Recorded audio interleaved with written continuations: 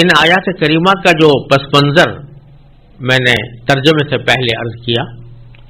اس کی روشنی میں آیات کا مطلب بالکل واضح ہے، اگرچہ ان آیات کا بنیادی مفہوم سمجھنے کے لیے کسی مزید تشریح کی حاجت نہیں ہے، لیکن اللہ تبارک و تعالی نے ان آیات کریمہ میں جو مختلف ہدایات آئی ہیں ان کی تھوڑی سی تفصیل سمجھنا اس موقع پر بڑا ضروری معلوم ہوتا ہے۔ سب سے پہلے تو مسلمانوں کو خطاب کرتے ہوئے اللہ تبارک و تعالی نے یہ فرمایا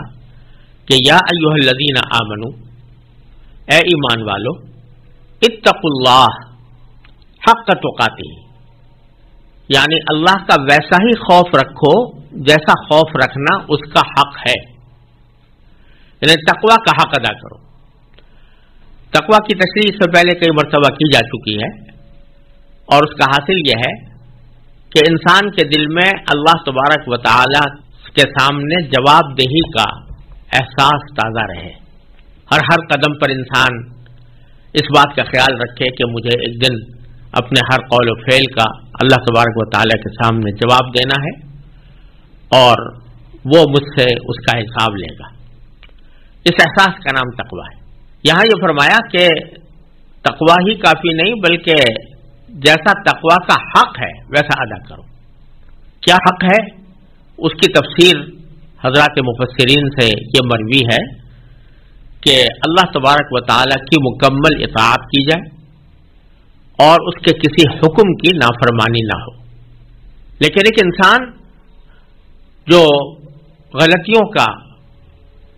ایک پیکر ہوتا ہے، اس سے کبھی نہ کبھی غلطی بھی ہو جاتی ہے، اس لیے اس آیت کریمہ کے ساتھ اللہ تبارک و تعالی نے ایک دوسری جگہ پر اس کی تشریح بھی فرما دی ہے، فاتقوا اللہ ما استطعتم، کہ اللہ کی سے اتنا ڈرو جتنا تمہاری استطاعت میں ہے، یعنی تقوی اپنی استطاعت کے مطابق اختیار کرو۔ فرمایا تھا کہ ایسا تقوی اختیار کرو جیسا تقوی کا حق ہے۔ اس کی تشریح دوسری آیت نے یہ کر دی کہ تم سے ہمارا مطالبہ اس حد تک ہے جس حد تک تم اپنی قدرت رکھتے ہو، طاقت رکھتے ہو، استطاعت رکھتے ہو، استطاعت سے زیادہ کہ تم مکلف نہیں ہو۔ لہذا اگر کبھی کسی انسان سے بشری تقاضے سے کوئی غلطی ہو جائے اور پھر وہ اس پر شرمندہ بھی ہو، اللہ تبارک و تعالیٰ سے اس کی معافی بھی مانگے، تو یہ تقوی کے حق کے خلاف نہیں ہوگا۔ لہذا پہلی بات تو یہ فرمائی کہ تم تقوی اختیار کرو جیسا کہ تقوی کا حق ہے۔ پھر ساتھ فرمایا وَلَا تَمُوتُنَّ إِلَّا وَأَنْتُمْ مُسْلِمُونَ، اور خبردار تمہیں کسی اور حالت میں موت نہ آئے بلکہ اسی حالت میں آئے کہ تم مسلمان ہو، یا یہ کہہ سکتے ہیں کہ تم فرما بردار ہو، کیونکہ مسلمون کے معنی فرماندار ہونے کے بھی ہوتے ہیں۔ اب یہاں سوال یہ پیدا ہوتا ہے کہ موت تو انسان کے اختیار میں نہیں ہے، وہ تو کسی وقت بھی آ سکتی ہے، تو یہ فرمانا کہ تمہیں موت نہ آئے مگر اس حالت میں آئے کہ تم مسلمان ہو، اس کا کیا مطلب ہے؟ تو مطلب اس کا یہ ہے کہ تم اپنی طرف سے ہر وقت اللہ تبارک و تعالیٰ کی اطاعت اور فرما برداری کا عہد کیے رکھو، اور اس بات کا عزم اور ارادہ پختہ رکھو کہ مرتے دم تک میں اللہ تبارک و تعالیٰ کی اطاعت کروں گا۔ لہذا جب تمہارا یہ عزم پختہ ہوگا اور اسی عزم کے ساتھ تم زندگی گزار رہے ہوگے، تو جب بھی موت آئے گی تو وہ اسی حالت میں آئے گی کہ تم فرما بردار ہوگے اور فرما برداری کا عہد کیے ہوگے۔ یہ اللہ تبارک و تعالیٰ نے ایک اصولی ہدایت عطا فرمائی ہے کہ ہر غلطی سے بچنے کا واحد راستہ یہ ہے کہ دل میں تقویٰ ہو، یعنی اللہ تبارک و تعالیٰ کے سامنے جواب دہی کا احساس ہو، اس بات کا انسان کے دل میں شعور اور استحضار ہو کہ اللہ تبارک و تعالیٰ مجھے دیکھ رہا ہے۔ لہذا یہ جو واقعہ اس آیت کے سلسلے میں نے عرض کیا تھا، اس میں اچانک یہودیوں کے برنگیختہ کرنے سے مسلمانوں کے درمیان جو جنگ کا خطرہ پیدا ہو گیا تھا، اس کی وجہ بھی یہی تھی کہ اس وقت میں اچانک اللہ تبارک و تعالیٰ کے حضور حاضری کا احساس وقتی طور پر پیچھے چلا گیا، اور اس کی وجہ سے یہ صورتحال پیدا ہوئی۔ لہذا اللہ تعالیٰ نے پہلے اصولی ہدایت تو یہ دے دی کہ صرف اسی غلطی کا تدارک نہیں بلکہ ہر غلطی کا تدارک یہ ہے اللہ تعالیٰ کے سامنے جواب دینے کا احساس تمہارے دل میں رہے۔ اس کے بعد اس خاص واقعے کی طرف اشارہ فرمایا گیا ہے جس میں مسلمانوں کے درمیان قبائلی بنیاد پر پھوٹ پڑنے کا اندیشہ پیدا ہو گیا تھا، اور اس کے تدارک کے لیے اللہ تبارک و تعالیٰ نے فرمایا کہ دشمن تو اس قسم کی کارروائیاں کرتے رہیں گے کہ تمہارے درمیان پھوٹ پڑ جائے، لیکن ان سازشوں سے بچنے کا واحد راستہ یہ ہے کہ وَاعْتَصِمُوا بِحَبْلِ اللَّهِ، کہ تم سب مل کر اللہ کی رسی کو مضبوطی سے تھام لو، وَلَا تَفَرَّقُوا، اور آپس میں پھوٹ نہ ڈالو۔ یہاں دو جملے ارشاد فرمائے گئے ہیں، ایک یہ کہ اللہ کی رسی کو مضبوطی سے تھام لو، سب مل کر مضبوطی سے تھام لو۔ یہاں جو لفظ استعمال فرمایا گیا ہے وہ حبل ہے، وَاعْتَصِمُوا بِحَبْلِ اللَّهِ۔ حبل کے معنی عربی زبان میں ایک تو رسی کے آتے ہیں اور اس کے ایک معنی معاہدے کے بھی ہوتے ہیں، تو یہاں دونوں معنی مراد ہو سکتے ہیں کہ اللہ تبارک و تعالیٰ کے ساتھ تم نے جو معاہدہ کیا ہے، یعنی جب کلمہ لا الہ الا اللہ کہا اور اس کی گواہی دی تو تم نے اس بات کا معاہدہ کر لیا کہ اللہ تبارک و تعالیٰ کے سوا کوئی معبود نہیں، اور اللہ تعالیٰ کی رسی بھی یہ ہے کہ جو اللہ تبارک و تعالیٰ نے کلام نازل فرمایا، قرآن کریم نازل فرمایا، جیسا کہ حضرت عبداللہ ابن عباس رضی اللہ تعالیٰ عنہ سے مروی ہے کہ انہوں نے اللہ کی رسی کی تفسیر قرآن کریم سے کی ہے، کیونکہ یہ اوپر سے اللہ تبارک و تعالیٰ نے نازل فرمائی ہے، اس لیے نازل فرمائی ہے کہ تمام مسلمان اس قرآن کریم کو مضبوطی سے پکڑ لیں، اس لیے انہوں نے فرمایا هو حبل اللہ الممدود بین السماء والارض، کہ یہ وہ رسی ہے اللہ کی جو آسمان و زمین کے درمیان پھیلی ہوئی ہے، اس رسی کو مضبوطی سے تھام لو۔ اس سے اشارہ اس بات کی طرف فرمایا گیا ہے کہ دنیا میں انسانوں کے درمیان وحدت قائم کرنے کے جو مختلف طریقے رائج ہیں، کہ کبھی کوئی وحدت قائم کی جاتی ہے وطن کی بنیاد پر، کبھی قائم کی جاتی ہے رنگ اور نسل کی بنیاد پر، کبھی قائم کی جاتی ہے زبان کی بنیاد پر، کبھی قائم کی جاتی ہے قبیلوں کی بنیاد پر۔ حقیقت میں یہ جتنی بنیادیں ہیں یہ ایسی نہیں ہے کہ جو انسانوں کو متحد رکھ سکیں۔ اگر کوئی بنیاد ایسی ہے جو واقعتاً متحد رکھ سکتی ہے تو وہ اللہ تبارک و تعالیٰ کا کلام ہے، کہ اگر اس بنیاد پر متفق ہو جائیں کہ ہم اللہ کے کلام کو، اللہ تعالیٰ کی نازل کی ہوئی کتاب کو اپنا مقتدا، اپنا پیشوا بنائیں گے، اور جو لوگ بھی اس کتاب کو ماننے والے ہوں گے وہ ایک وحدت کی لڑی میں پروئے جائیں گے، تو اس کے ذریعے وحدت قائم ہو سکتی ہے۔ لہذا تمہارے درمیان بیٹھ کر جو لوگ اوس اور خزرج کی لڑائیوں کا ذکر کر کے اور آپس کی دشمنیوں کا ذکر کر کے تمہیں آپس میں لڑانا چاہتے ہیں، وہ تمہیں اس اللہ کی رسی سے ہٹانا چاہتے ہیں، اور اسی معنی میں وہ تمام نعرے داخل ہیں جو مسلمانوں کے درمیان کسی بھی بنیاد پر، رنگ، نسل، زبان، وطن کی بنیاد پر مسلمانوں کو تقسیم کرنے کی کوشش کریں، بلکہ وحدت کا واحد راستہ اللہ نے بتایا کہ وَاعْتَصِمُوا بِحَبْلِ اللَّهِ، اللہ کی رسی کو سب مل کر مضبوطی سے تھامو، وَاعْتَصِمُوا بِحَبْلِ اللَّهِ جَمِيعًا وَلَا تَفَرَّقُوا، اور آپس میں پھوٹ نہ ڈالو۔ یعنی اللہ تبارک و تعالیٰ کی کتاب کو جب مضبوطی سے پکڑ لو گے تو پھر یہ جو قبائلی لڑائیاں ہیں، عداوتیں ہیں، یا رنگ و نسل کے اختلافات ہیں، یا وطن اور زبان کے اختلافات ہیں، یہ سب پیچھے رہ جائیں گے، اور پھر تم اللہ تبارک و تعالیٰ کی نازل کی ہوئی کتاب کی بنیاد پر متحد ہو جاؤ گے۔ تو اس میں اللہ تعالیٰ نے بتا دیا کہ وحدت جو دیر پا وحدت ہے اور جو وحدت کے در حقیقت مسلمانوں کے درمیان اتحاد قائم کر سکتی ہے اور جو ان کو بلا وجہ کی لڑائیوں سے بچا سکتی ہے، وہ اللہ تبارک و تعالیٰ کی کتاب کی بنیاد پر ایک اتحاد قائم کرے۔ ولا تفرقوا، اور آپس میں پھوٹ نہ ڈالو، یعنی ان بنیادوں پر پھوٹ نہ ڈالو کہ جو قرآن کے علاوہ کسی اور بنیاد پر اتحاد قائم کر کے مسلمانوں میں تفریق پیدا کر سکتی ہوں۔ یہاں یہ بات بھی سمجھنے کی ہے کہ جب اللہ تبارک و تعالیٰ کی کتاب کو مضبوطی سے تھام لیا تو اس کے معنی یہ ہے کہ قرآن پر مکمل ایمان اور قرآن کریم کے احکام کی مکمل اطاعت پر سب لوگ متفق ہو گئے۔ اگر اس اتفاق کے ساتھ رہیں گے تو اللہ تبارک و تعالیٰ دشمنوں کی سازشوں کو ناکام بنائیں گے۔ ہاں البتہ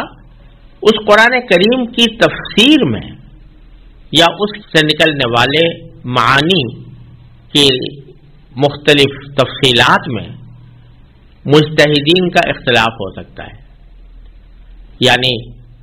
ہو سکتا ہے کہ کسی ایک مجتہد کی رائے میں قرآن کریم کی ایک تفسیر ہو، کسی دوسرے کی رائے میں اس کی تفسیر دوسری ہو، بشرطے کہ وہ واقعتاً اجتہاد کے اہل ہوں۔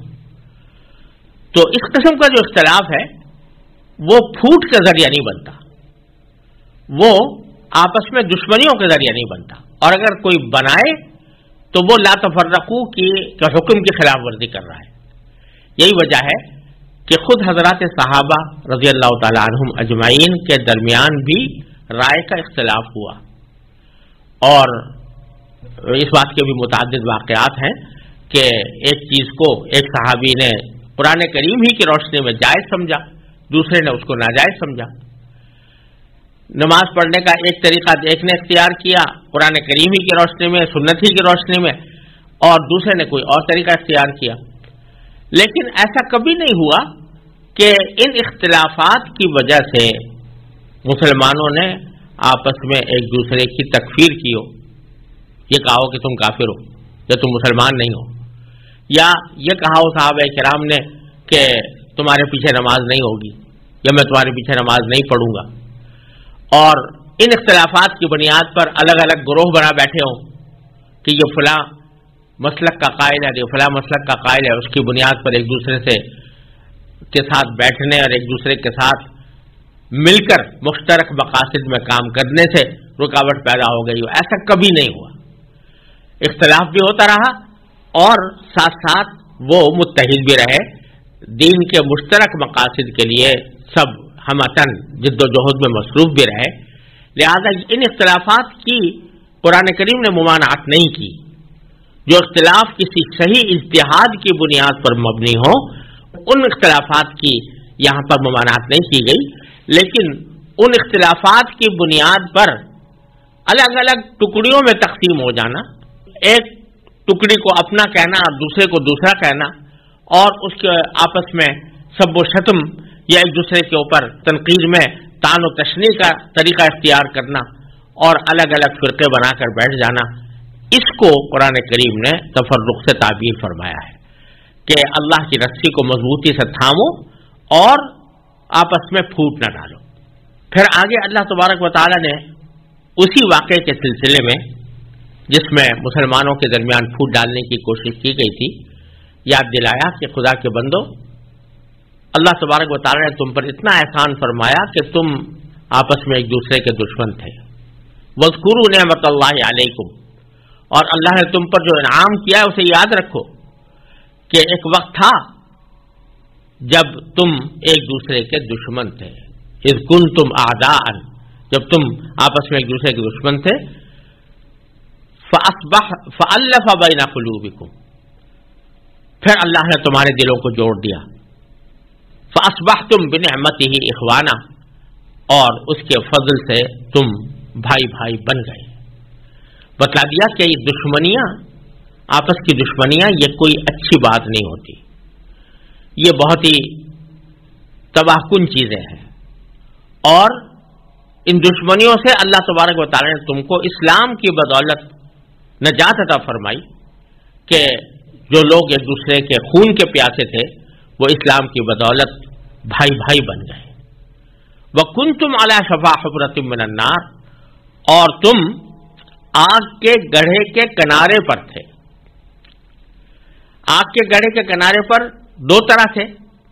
ایک تو یہ کہ کفر میں مبتلا تھے، شرک میں مبتلا تھے، جو جہنم میں لے جانے والی چیز ہے، اور دوسری طرف دشمنیوں کی آگ جب ایک مرتبہ بھڑک اٹھتی ہے تو دونوں طرف کے لوگوں کو تباہ کر کے چھوڑتی ہے، کیونکہ دونوں طرح سے تم آگ کے گڑھے کے کنارے پر تھے. فَأَنْقَذَكُم مِّنْهَا، تو اللہ تبارک و تعالی نے تمہیں اسے نجات عطا فرمائی. تو اس لیے تمہیں چاہیے کہ دوبارہ اسی دشمنی کی فضا کی طرف واپس جانے سے اپنے آپ کو بچاؤ. اور پھر اللہ تبارک و فرمایا كَذَلِكَ يُبَيِّنُ اللَّهُ لَكُمْ آيَاتِهِ، اسی طرح اللہ تبارک و تعالی تمہارے لیے اپنی نشانیاں کھول کھول کر واضح کرتا ہے. لعلکم تہتدون، تاکہ تم راہ راست پر آ جاؤ. اس کے بعد اللہ تبارک و تعالی نے مسلمانوں کو آپس کی پھوٹ سے بچانے اور ایک مشترک مقصد کی طرف متوجہ کرنے کے لیے ایک بہترین علاج بھی تجویز فرمایا ہے، اور ساتھ ہی وہ ایک عام حکم بھی ہے جو اس امت کو دیا جا رہا ہے. فرمایا کہ وَلْتَكُم مِّنكُمْ أُمَّةٌ، تمہارے درمیان ایک جماعت ایسی ہونی چاہیے، يَدْعُونَ إِلَى الْخَيْرِ، جس کے افراد لوگوں کو بھلائی کی طرف بلائیں، وَيَأْمُرُونَ بِالْمَعْرُوفِ، نیکی کی تلقین کریں، وَيَنْهَوْنَ عَنِ الْمُنْكَرِ، اور برائی سے روکیں، وَأُولَٰئِكَ هُمُ الْمُفْلِحُونَ، اور ایسے ہی لوگ ہیں جو فلاح پانے والے ہیں. اس میں حکم یہ دیا گیا ہے کہ امت مسلمہ جتنی بھی ہے اس میں سے کچھ لوگ اپنے آپ کو اس کام کے لیے وقف کر دیں کہ وہ لوگوں کو بھلائی کی دعوت دیں اور نیکی کا حکم دیں اور برائی سے روکیں، یعنی اسلام کی دعوت میں اپنے آپ کو مشغول کریں. تو جب مسلمانوں کی توجہ دوسرے لوگوں کو اسلام کی دعوت کی طرف متوجہ کرنے میں لگ جائے گی تو اس کا نتیجہ یہ ہوگا کہ وہ آپس کے اختلافات ان کے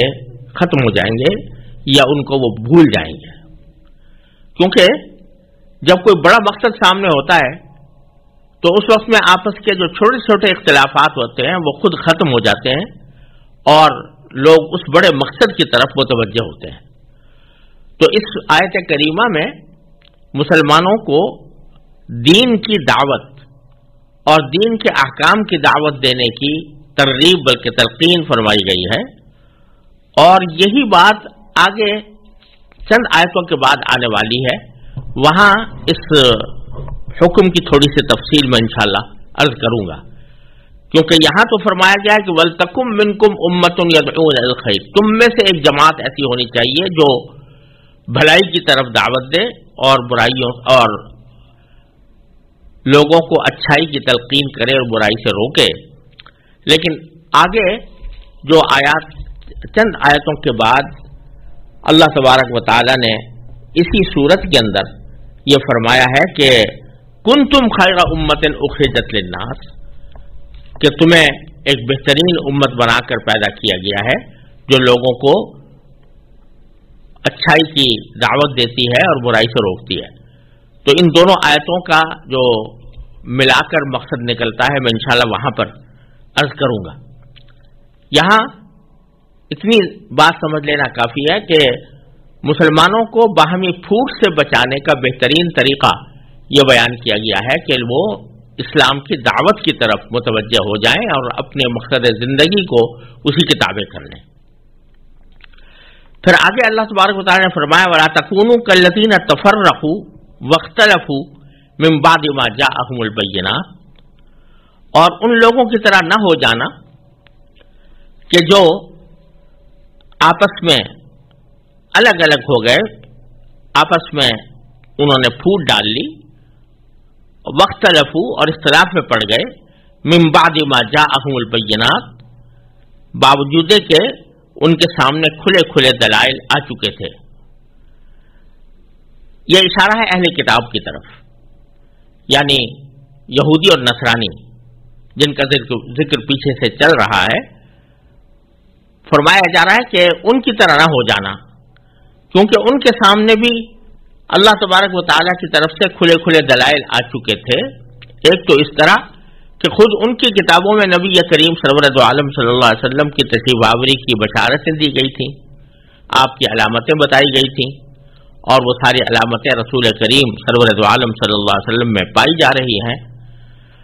اور دوسرے اس طرح کہ جب نبی کریم صلی اللہ علیہ وسلم تشریف لائے تو آپ نے قرآن کریم کی شکل میں عظیم معجزہ لوگوں کے سامنے پیش کیا اور اپنی نبوت کے کھلے کھلے دلائل لوگوں کے سامنے بیان کیے، جن کے بارے میں قرآن نے کہا کہ وہ خود یہ تسلیم کرتے تھے، اپنے دلوں میں مانتے تھے کہ یہ رسول کریم صلی اللہ علیہ وسلم واقعتاً وہ نبی آخر الزماں ہیں جو آخر دور میں تشریف لانے والے تھے۔ اس کے باوجود انہوں نے اپنے آپ کو ایک راستے کی طرف چلا دیا، یعنی انہوں نے آپ کی بات تسلیم کرنے کے بجائے اپنے آپ کو یہودی اور نصرانی ہی رکھا، اور ان کھلے کھلے دلائل آ جانے کے باوجود انہوں نے الگ راہ اختیار کر لی۔ ایسے لوگوں کے بارے میں باری تعالیٰ نے فرمایا وَأُولَٰئِكَ لَهُمْ عَذَابٌ عَظِيمٌ، ایسے لوگوں کو سخت عذاب ہوگا، سخت سزا ہوگی، اور کب ہوگی اس کا بیان اگلی آیت میں اس طرح فرمایا کہ یوم تبیض وجوہ وتسود وجوہ، اس دن ہوگی جب کچھ چہرے چمکتے ہوں گے۔ تبیض کے معنی ہے سفید ہوں گے، اور سفید ہونے سے مراد ہے کہ وہ چمک رہے ہوں گے، اور تسود کے معنی ہے سیاہ پڑ جائیں گے۔ تو کچھ چہرے چمک رہے ہوں گے خوشی کی وجہ سے اور اپنے اچھے انجام کی وجہ سے، جنت کے نعمتوں کی وجہ سے، اور کچھ چہرے ایسے ہوں گے جو سیاہ پڑ جائیں گے جب اپنا برا انجام آنکھوں کے سامنے آئے گا جہنم کی شکل میں، تو ان کے چہرے اس تکلیف سے، اس خوف سے اور اس دہشت سے جو ان کو جہنم کی شکل میں سامنے آئے گی، اس کی وجہ سے چہرے سیاہ پڑ جائیں گے۔ قرآن کریم میں کئی جگہ یہ بات آئی ہے کہ جن لوگوں نے کفر اپنا لیا ہے آخرت میں ان کے چہرے سیاہ پڑ جائیں گے۔ آگے فرمایا فَأَمَّا الَّذِينَ اسْوَدَّتْ وُجُوهُهُمْ، جن لوگوں کے چہرے سیاہ پڑ گئے ان سے کہا جائے گا کہ اکفرتم بعد ایمانکم، کیا تم نے ایمان لانے کے بعد بھی کفر اختیار کر لیا؟ یہ ایمان لانے کے بعد کفر اختیار کرنے کے دو مطلب ہو سکتے ہیں۔ ایک تو یہ کہ اہل کتاب کا ذکر چل رہا ہے، وہ پہلے حضرت موسیٰ علیہ السلام پر ایمان لائے تھے، اور نصرانی حضرت موسیٰ علیہ السلام کے علاوہ حضرت عیسیٰ علیہ السلام پر بھی ایمان لائے تھے۔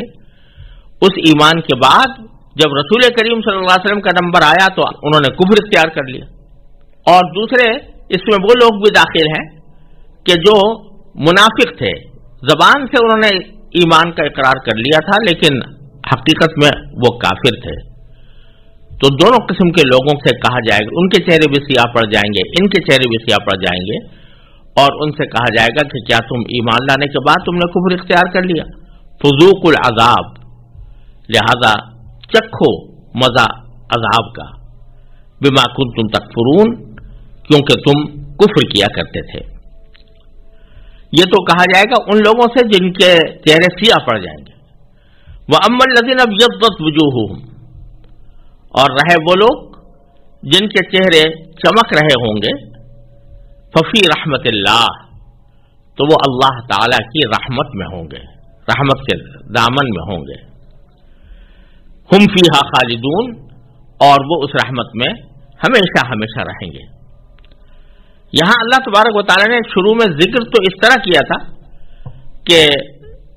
کچھ چہرے ایسے ہوں گے جو چمک رہے ہوں گے، جو چمکنے والے چہروں کا ذکر پہلے فرمایا تھا، اور اس کے بعد دوسرا ذکر کیا تھا ان لوگوں کا جن کے چہرے سیاہ پڑ جائیں گے۔ تو پہلے चमकने वाले चेहरों का जिक्र किया और फिर सियाह पड़ने वाले चेहरों का जिक्र किया, लेकिन आगे जब उसकी तफसील बयान फरमाई तो पहले सियाह पड़ने वालों का जिक्र किया और फिर चमकने वाले चेहरों का जिक्र किया। इसकी वजह मुफस्सिरीन ने यह बयान फरमाई है कि इससे इशारा इस तरफ है कि अल्लाह तबारक व तआला का असल मकसद यही है कि लोग वो अमाल इख्तियार करें जो आखिरत में उनके चेहरे के चमकने का सबब बने। तो असल चीज वो है कि उनके चेहरे चमकें, अल्लाह तबारक व तआला की दी हुई नेमतों में वो फलें फूलें। यह अल्लाह तबारक व तआला का असल मंशा है, असल मर्जी यह है कि वो ऐसा करें। लेकिन जब लोग सरकशी पर उतर आते हैं तो फिर अल्लाह तबारक व तआला भी उनके साथ मामला अजाब का करते हैं। इसी वजह से दूसरी जगह कुरान करीम ने फरमाया मा यफ़अलुल्लाहु बिअज़ाबिकुम इन शकरतुम व आमनतुम, अल्लाह ताला तुम्हें अजाब देकर क्या करेगा अगर तुम खुद शुक्रगुजारी का रास्ता इख्तियार करो और ईमान लाओ, तो फिर अल्लाह तबारक व तआला को तुम्हें अजाब देने की कोई खुशी नहीं है। इसलिए अजाब का जिक्र बीच में किया और शुरू में और आखिर में चेहरों के चमकने का जिक्र फरमाया कि असल मंशा यह है, इस कायनात की तख्लीक से असल मंशा यह है कि लोग अपनी अक्ल को इस्तेमाल करके अल्लाह ताला के अहकाम की इताअत करते हुए इस तरह जिंदगी गुजारें कि आखिरत में उनके चेहरे चमकते हुए हों। फिर अल्लाह तबारक व तआला ने फरमाया तिलका आयातुल्लाह, ये अल्लाह की आयतें हैं, नतलूहा अलैका बिलहक़, जो हम आपको ठीक ठीक पढ़कर सुना रहे हैं। ठीक ठीक पढ़कर सुना रहे हैं कि मतलब यह है कि ये जो बात कही जा रही है कि कुछ चेहरे सफेद होंगे या चमक रहे होंगे और खुद कुछ सियाह पड़ जाएंगे, ये कोई अफसाने और कहानी की बात नहीं है या कोई तवहुमत परस्ती नहीं है, बल्कि ये एक वाकया है जो होने वाला है। तो हम ये बात जो आपको सुना रहे हैं ये बरहक सुना रहे हैं। इसको कोई शख्स ये ना समझे कि महज डराने धमकाने के लिए कह दिया गया है या तवाहुम परस्ती की बुनियाद पर कह दिया गया है। ये अल्लाह तबारक व तआला की आयतें हैं जो बरहक नाजिल की जा रही हैं और हक तरीके से आपको पढ़कर सुनाई जा रही हैं। वमल्लाहु युरीदु ज़ुल्मन लिल आलमीन, और अल्लाह तबारक व तआला दुनिया जहान के लोगों पर किसी तरह का जुल्म करना नहीं चाहता। ये ना समझना कि जिन लोगों के चेहरे सियाह पड़ जाएंगे और अल्लाह ताला के वो अजाब के मौरद होंगे तो खुदा ना करे अल्लाह तबारक व तआला उन पर कोई जुल्म कर रहा होगा। अल्लाह ताला तो नहीं चाहता कि जुल्म करे किसी पर। अल्लाह तबारक व तआला तो यही चाहता है कि सबकी भलाई हो, लेकिन उस भलाई के लिए आदमी को दुनिया में तर्ज अमल भी वो इख्तियार करना चाहिए जिसके नतीजे में वो उस भलाई का मौरद बन सके। फिर फरमाया कि वलिल्लाहि मा फिस समावाति व मा फिल अर्ज़, और अल्लाह ही के लिए है जो कुछ आसमानों में है और जो कुछ जमीन में है। यानी सारी कायनात का बिला शिरकत गैर मालिक अगर कोई है तो वो अल्लाह तबारक व तआला है। और जब वो मालिक है आसमानों का भी और जमीन का भी, तो इताअत फिर उसी की होनी चाहिए और उसी की बात माननी चाहिए, उसी के अहकाम पर अमल करना चाहिए। और उसी को फिर यह हक भी है कि वो ये फैसला करे कि कौन जज़ा का मुस्तहिक है, इनाम का मुस्तहिक है, और कौन सजा का मुस्तहिक है और अजाब का मुस्तहिक है। लिहाजा ये तुम अपने ख्याली घोड़े दौड़ाकर ये फैसला नहीं कर सकते कि किसको इनाम मिलना चाहिए और किसको सजा मिलनी चाहिए। ये अल्लाह तबारक व तआला ही के कब्ज़े कुदरत में है, क्योंकि वही आसमानों और जमीन का तन्हा मालिक है। व इलल्लाहि तुरजउल उमूर, और अल्लाह ही की तरफ तमाम मामलात लौटाए जाएंगे। यानी जो कुछ भी दुनिया में तुम कर रहे हो, अच्छाई कर रहे हो या बुराई कर रहे हो, बिल आखिर इसका फैसला अल्लाह तबारक व तआला की तरफ लौटेगा। वहाँ हर शख्स अपने अमाल को अपने अमाल नामे की शक्ल में देखेगा और फिर उसकी जज़ा और सज़ा वहाँ पर अल्लाह तबारक व तआला उसको अता फरमाएंगे। इसके बाद अल्लाह तबारक व तआला इरशाद फरमाते हैं كنتم خير أمة أخرجت للناس تأمرون بالمعروف وتنهون عن المنكر وتؤمنون بالله ولو آمن أهل الكتاب لكان خيرا لهم منهم المؤمنون وأكثرهم الفاسقون. جس کا ترجمہ یہ ہے کہ مسلمانوں، تم وہ بہترین امت ہو جو لوگوں کے فائدے کے لیے وجود میں لائی گئی ہے. تم نیکی کی تلقین کرتے ہو، برائی سے روکتے ہو اور اللہ پر ایمان رکھتے ہو. اگر اہل کتاب ایمان لے آتے تو یہ ان کے حق میں کہیں بہتر ہوتا. ان میں سے کچھ تو مومن ہیں مگر ان کی اکثریت نافرمان ہے. اس آیت کریمہ میں اللہ تبارک و تعالی نے امت محمدیہ علی صاحب الصلاۃ والسلام کی بنیادی خصوصیت بیان فرمائی. سب سے پہلے تو یہ فرمایا کہ تم وہ بہترین امت ہو جو لوگوں کے فائدے کے لیے وجود میں لائی گئی ہے. اخرجت للناس. للناس عربی زبان میں لام کا لفظ عموماً فائدے کے معنی میں آتا ہے، اور یہاں یہ فرمایا گیا ہے کہ امت مسلمہ کو تمام انسانیت کے فائدے کے لیے وجود میں لایا گیا ہے. تو ارشاد یہ فرمایا جا رہا ہے کہ امت محمدیہ علیہ صاحب الصلاۃ والسلام کے جو افراد ہیں وہ صرف اپنی مصلحت اور صرف اپنے فائدے کے لیے پیدا نہیں کیے گئے،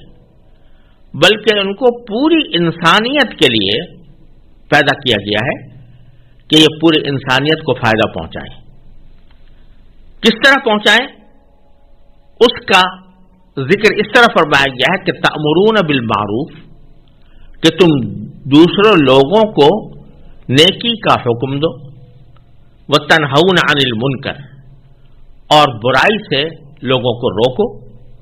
وتؤمنون باللہ، اور خود اللہ پر ایمان رکھو. تو بتایا جا رہا ہے کہ امت محمدیہ علیہ صاحب الصلاۃ والسلام کی یہ بنیادی خصوصیت ہے کہ یہ اس لیے پیدا کی گئی ہے کہ نہ صرف یہ خود اللہ پر ایمان رکھے بلکہ دوسرے لوگوں کو بھی اچھائی کی تلقین کرے اور برائی سے روکے، پوری امت روکے. یہاں دو تین باتیں سمجھنی ضروری ہیں، کیونکہ قرآن کریم نے یہ اصطلاح بہت سے مقامات پر استعمال فرمائی ہے، جس کو امر بالمعروف، نیکی کا حکم کرنا، اور نہی عن المنکر، برائی سے روکنا کہا جاتا ہے. اس کی جگہ جگہ قرآن کریم میں ترغیب دی گئی ہے، اس کی فضیلت بیان فرمائی گئی ہے. تو اس سلسلے میں چند احکام اور چند تفصیلات جاننا بھی بڑا ضروری ہے. پہلی بات تو یہ کہ اس سے پہلی آیات جو میں نے تلاوت کی تھی اور ان کی تفسیر عرض کی تھی، ان میں یعنی سورہ آل عمران کی آیت نمبر 104 میں قرآن کریم نے یہ فرمایا تھا کہ وَلْتَكُمْ مِنْكُمْ أُمَّةٌ يَدْعُونَ إِلَى الْخَيْرِ، کہ تم میں ایک ایسی جماعت ضرور ہونی چاہیے جو لوگوں کو بھلائی کی دعوت دے. تم میں سے ایک جماعت ایسی ہونی چاہیے. یہاں پوری امت کو نہیں کہا گیا کہ پوری امت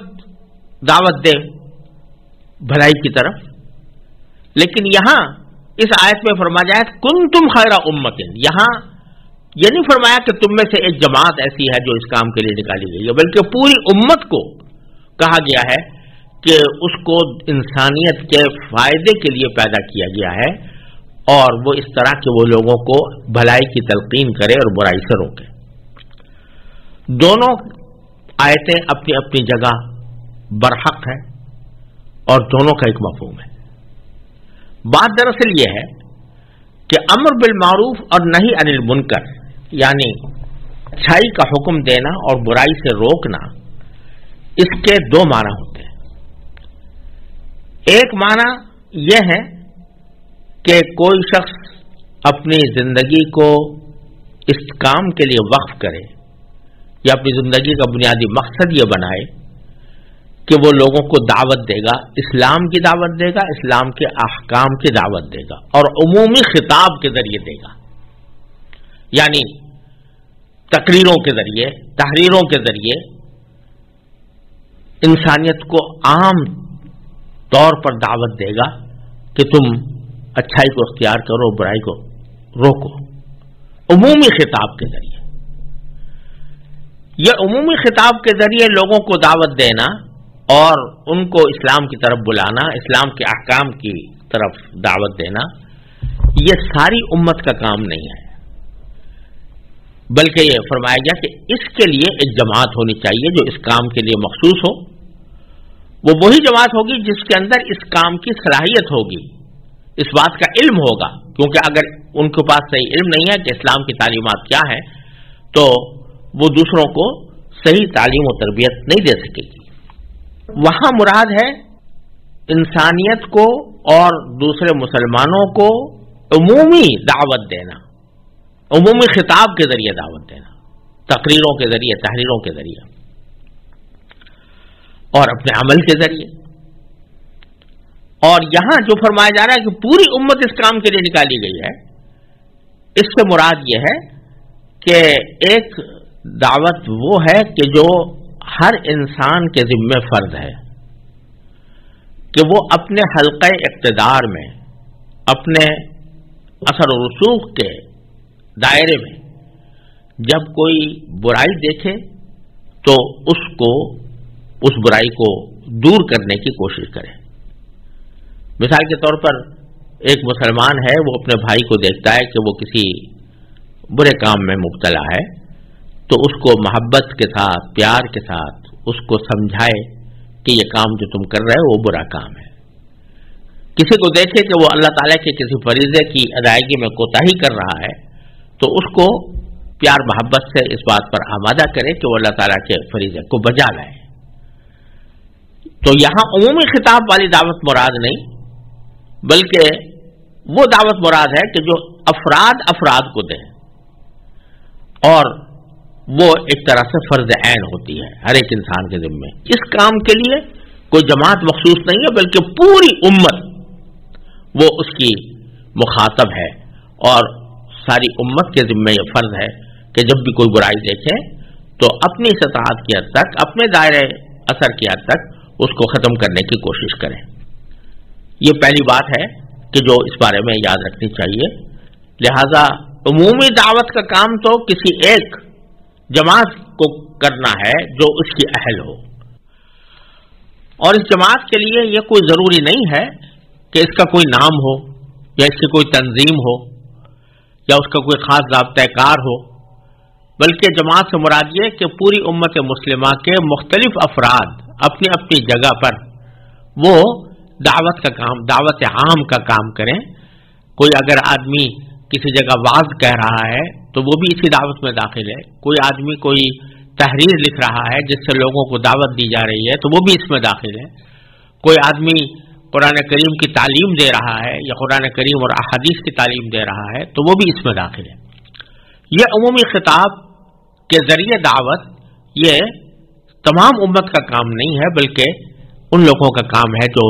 علم اور اہلیت رکھتے ہوں۔ اور دوسری قسم کی دعوت یا دوسری قسم کا امر بالمعروف اور نہی عن المنکر وہ ہے جو ایک فرد دوسرے فرد کو دیتا ہے، اور اس کا مفہوم یہ ہے کہ وہ کسی فرد کو اچھائی کی تلقین کرے اور برائی کی سے روکنے کی کوشش کرے۔ اس کے بارے میں نبی کریم سرورت عالم صلی اللہ علیہ وسلم کا یہ ارشاد ہے کہ آپ نے فرمایا کہ اگر کوئی شخص تم میں سے کوئی برائی دیکھے، من رأى منکم منکرا، جب تم میں سے کوئی شخص کسی جگہ کوئی برائی ہوتے ہوئے دیکھے، فلیغیرہ بیدہ، تو پہلا مرحلہ یہ ہے کہ اس کو اپنے ہاتھ سے تبدیل کرنے کی کوشش کرے کہ وہ برائی ختم ہو اور اس کی جگہ جائز کام کیا جائے۔ فإن لم يستطع، لیکن اگر کوئی شخص ہاتھ سے اس برائی کو روکنے پر قادر نہیں ہے، اس کی استطاعت نہیں رکھتا، تو پھر وہ فبلسانہ، وہ اپنی زبان سے اس کو روکنے کی کوشش کرے۔ وإن لم يستطع، اور اگر کسی جگہ اس کو زبان سے उस बुराई को रोकने की भी ताकत नहीं हो तो कम से कम फबी क़ल्बी, तो वो अपने क़ल्ब ही के जरिए, यानी उस दिल के जरिए उससे नफरत करके, उस बुराई को बुरा समझकर उससे अल्लाह ताला की पनाह मांगे। वज़ालिका अज़अफ़ुल ईमान, और फरमाया कि ईमान का सबसे कमजोर हिस्सा है कि आदमी ना हाथ से रोक सकता है बुराई को, ना जबान से रोकने पर कादिर है। ऐसी सूरत में कम से कम इतना है कि दिल में उसको बुरा समझता रहे। इनमें 3 दर्जात रसूल करीम सल्लल्लाहु अलैहि वसल्लम ने बयान फरमाए हैं। पहला, बुराई को हाथ से रोकना। इसकी तफसीर दूसरी अहादीस और दूसरी नुसूस के रोशनी में यह है कि यह हाथ से रोकना उस शख्स का काम है जिसका कहीं पर इक़्तिदार हो। मसलन कोई हाकिम है, वो उसका यह फर्ज है कि अगर अपने दायरे इक़्तिदार में वो कोई बुराई होते हुए देख रहा है तो उसको अपने हाथ से रोके, कुव्वत से रोके। इसी तरह अगर कोई शख्स किसी इदारे का सरबराह है तो उस इदारे में उसको इक़्तिदार हासिल है, उस इदारे के अंदर अगर कोई बुराई होता हुआ देखता है तो उसको उसका फर्ज है कि वो अपने हाथ से उसको रोके। इसी तरह अगर कोई शख्स अपने खानदान का सरबराह है और अपने खानदान के अंदर कोई बुराई देखता है तो उसका फर्ज है कि उसको हाथ से रोके। यह हाथ से रोकना उसी शख्स के लिए फर्ज है कि जो इक़्तिदार रखता हो, खा वो इक़्तिदार आम नौयत का हो या किसी खास हल्के में हो। लेकिन आम आदमियों का काम यह नहीं है कि वो बुराई को हाथ से रोके, क्योंकि अगर हर आदमी ये काम करना शुरू कर देगा तो उससे मुआशरे के अंदर फसाद फैलता है। लेकिन दूसरा दर्जा यानी फ़इल्लम यस्तति' फ़बिलिसानी, कि अगर हाथ से रोकने पर कुदरत नहीं है तो फिर अपनी ज़बान से रोके, यानी ज़बान से उस शख्स को जो किसी बुराई का इर्तिकाब कर रहा है, ज़बान से उसको कहे कि ये बुरा काम है, तुम्हारे लिए ये काम जायज़ नहीं है और इसके नताइज खतरनाक है। ये बात उस ज़बान से कहे। ये ज़बान से कहना, अगर ये उम्मीद हो कि जिस शख्स को मैं ज़बान से किसी बुराई से रोकूंगा तो गालिब गुमान यह है कि वो उससे रुक जाएगा, तो ऐसी सूरत में ज़बान से कहना फर्ज है। अगर कोई शख्स ऐसे मौके पर नहीं कहेगा तो वो ऐसे ही गुनाहगार होगा जैसे कोई शख्स नमाज छोड़ने से गुनाहगार होता है। और अगर ये ख्याल हो कि मैं कहूंगा तो सही लेकिन ये मानेगा नहीं, तो उस सूरत में उसको ज़बान से कहना फर्ज नहीं होता, लेकिन फिर भी मुस्तहब है, बेहतर है अपने तौर पर उसको समझा दे, उसको पैमाइश कर दे। इसी तरह अगर ज़बान से कहने के नतीजे में अंदेशा हो कि मेरी जान को या मेरे माल को या मेरी आबरू को कोई बड़ा नुकसान पहुंचेगा, तो उस सूरत में भी ये फरीज़ा फर्ज नहीं रहता। लेकिन अगर कोई शख्स बर्दाश्त कर सके उस तकलीफ को जो उसको पहुंचने वाली है तो उसके ऊपर उसको अजर मिलेगा इंशाअल्लाह। अगर इसकी भी इस्तात नहीं है, यानी इस्तात न होने के माने ये कि मैं कह तो दूंगा, हक बात वाज़ेह कर दूंगा, लेकिन उसके नतीजे में मुझे नाकाबिल बर्दाश्त तकलीफ उठानी पड़ेगी, तो उस सूरत में हदीस में फरमाया फ़बी क़ल्बी, यानी कम से कम यह करे कि वो अपने दिल में उसको बुरा समझता रहे। और दिल में बुरा समझने का एक हिस्सा ये भी है कि अल्लाह ताला से दुआ करे कि या अल्लाह इस बुराई को हमारे माशरे से ख़त्म फरमा दीजिए। और बाज़ उलमाए किराम ने एक नुक्ता यहाँ पर बयान फरमाया है कि जब इस हदीस में रसूल करीम सल्लल्लाहु अलैहि वसल्लम ने फरमाया था कि मन रआ मिनकुम मुनकरन फलयुगय्यिरहु बियदी, कि जब तुम में से कोई बुराई देखे तो उसको तब्दील करे अपने हाथ से, तो तब्दील करने का लफ्ज़ इस्तेमाल फरमाया। तो हाथ से तो तब्दील करना समझ में आता है, इसी तरीके से ज़बान से तब्दील करना भी समझ में आता है कि ज़बान से किसी को कह दिया तो उसने अपने रवैये में तब्दीली पैदा कर ली। लेकिन दिल से तब्दीली पैदा करने का क्या मतलब? तो बाद उलमाए किराम ने उसकी तफसीर ये फरमाई कि जब आदमी किसी अमल को बुरा समझेगा और उस बुराई की तरफ से उसके दिल में कुढ़न पैदा होगी और वो कुढ़न मुसलसल उसको बेचैन रखेगी, तो एक वक्त ऐसा आ सकता है कि उसकी ये बेचैनी किसी वक्त में لوگوں کے اوپر اثر انداز ہو جائے اور اس وقت میں اس کو قوت حاصل ہو اور زبان سے وہ اس کو روک دے اور بالآخر تبدیلی آ جائے. تو کڑھن پیدا کرنا برائی کے اوپر یہ بھی ایک فریضہ ہے انسان کے ذمے. اسی لیے حدیث میں یہ واقعہ آتا ہے کہ رسول کریم صلی اللہ علیہ وسلم نے فرمایا کہ ایک معاشرے میں برائیاں پھیلی ہوئی تھیں تو حضرت جبریل علیہ الصلوۃ والسلام کو اللہ تعالیٰ نے اس معاشرے پر عذاب نازل کرنے کے لیے بھیجا. تو جب وہ اس بات پر مامور کیے گئے تو انہوں نے کہا کہ یا اللہ اس معاشرے کے اندر ایک شخص ایسا بھی ہے کہ جس نے پلک جھپکنے کی حد تک بھی اس نے کبھی آپ کی نافرمانی نہیں کی. تو اس لیے پورے اگر معاشرے کو یا پوری بستی کو عذاب نازل ہوگا تو اس پر بھی عذاب ہوگا حالانکہ وہ نافرمان نہیں ہے. تو اللہ تبارک و تعالی نے جواب میں فرمایا کہ تم جا کر عذاب نازل کرو اس پر بھی اور تمام لوگوں پر بھی، اس لیے کہ وہ اگرچہ خود تو نیک تھا لیکن کبھی اس کے چہرے پر شکن نہیں آئی کسی برائی کو دیکھ کر اور کبھی اس کے اندر تغیر پیدا نہیں ہوا، اس نفرت پیدا نہیں ہوئی، تو اس لیے اس کے اوپر بھی عذاب نازل ہوگا. تو معلوم ہوا کہ اگر فرض کریں کہ کسی موقع پر ہاتھ سے یا زبان سے برائی کو روکنے کی طاقت نہیں ہے، تب بھی دل میں ایک کڑھن اور دل میں ایک اس کی نفرت اس درجہ ہونی چاہیے کہ وہ کسی نہ کسی وقت اپنا رنگ لے آئے اور لوگوں کے حالات میں تبدیلی پیدا کر دے. اس لیے اس قسم کا امر بالمعروف اور نہی عن المنکر ہر مسلمان کی ذمہ داری ہے اور اس کو اس کا اہتمام کرنا چاہیے. بہت سے معاشروں میں برائیاں پیدا ہوتی رہتی ہیں اور لوگ نہ صرف یہ کہ ان کو روکتے نہیں بلکہ اس کے اوپر ناگواری کا بھی اظہار نہیں کرتے، تو اللہ بچائے یہ اس حدیث کی وعید میں داخل ہوتے ہیں. تو اللہ تبارک و تعالی نے یہاں اس امت کو بہترین امت اس لیے بیان فرمایا کہ اس کو تمام انسانیت کے فائدے کے لیے اللہ تبارک و تعالی نے بھیجا ہے، اور فائدہ یہی ہے کہ وہ لوگوں کو برائی سے روکتی ہے اور اچھائی کی تلقین کرتی ہے. پھر آگے اللہ تبارک و تعالی نے فرمایا وَلَوْ آمَنَ أَهْلُ الْكِتَابِ لَكَانَ خَيْرًا لَهُمْ، کہ اگر اہل کتاب ایمان لے آتے تو یہ ان کے حق میں کہیں بہتر ہوتا. یعنی ایک طرف امت محمدیہ کو خیر امت یعنی ساری امتوں میں بہترین امت قرار دیا گیا، جس سے اشارہ اس بات کی طرف ہے کہ نبی کریم سرور دو عالم صلی اللہ علیہ وسلم کی تشریف آوری سے پہلے